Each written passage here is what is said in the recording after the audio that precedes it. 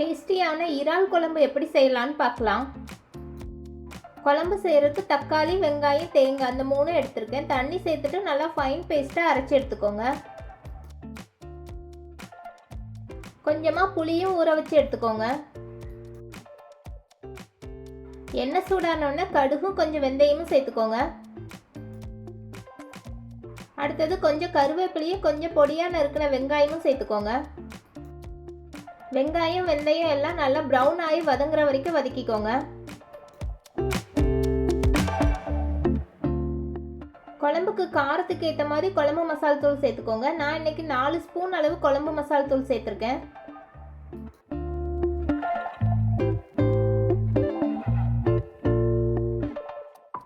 குழம்பு மசாலா நம்ம எண்ணெயிலேயே சேர்த்து ஒரு 5 மினிட்ஸ் வறுத்துக்கலாம்.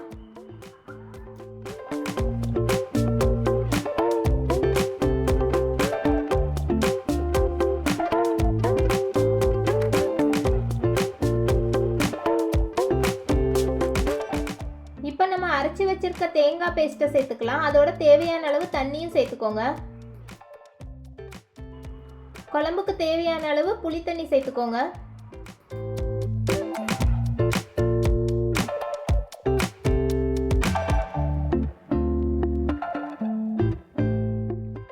குழம்புக்கு தேவையான அளவு உப்பு சேர்த்துட்டு நல்லா கிளறிக்கோங்க. இப்போ குழம்பு நல்லா கொதிக்க ஸ்டார்ட் ஆகும்.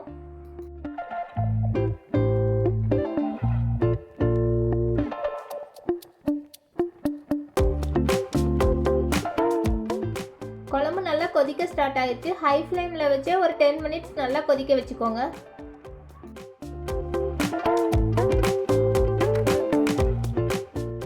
குழம்பு கொதிச்சு நல்லா வத்தி இருக்கு. இந்த டைம்ல நம்ம இறாலை சேர்த்துக்கலாம்.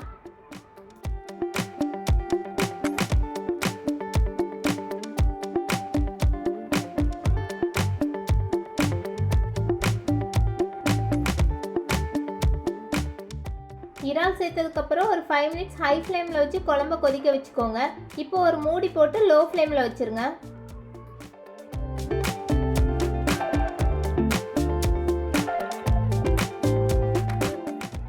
லோ ஃப்ளேமில் வச்சு குழம்பு நல்லா திக்காகிற வரைக்கும் வச்சுக்கோங்க. இப்போ சூப்பரான இறால் குழம்பு ரெடி ஆயிடுச்சு.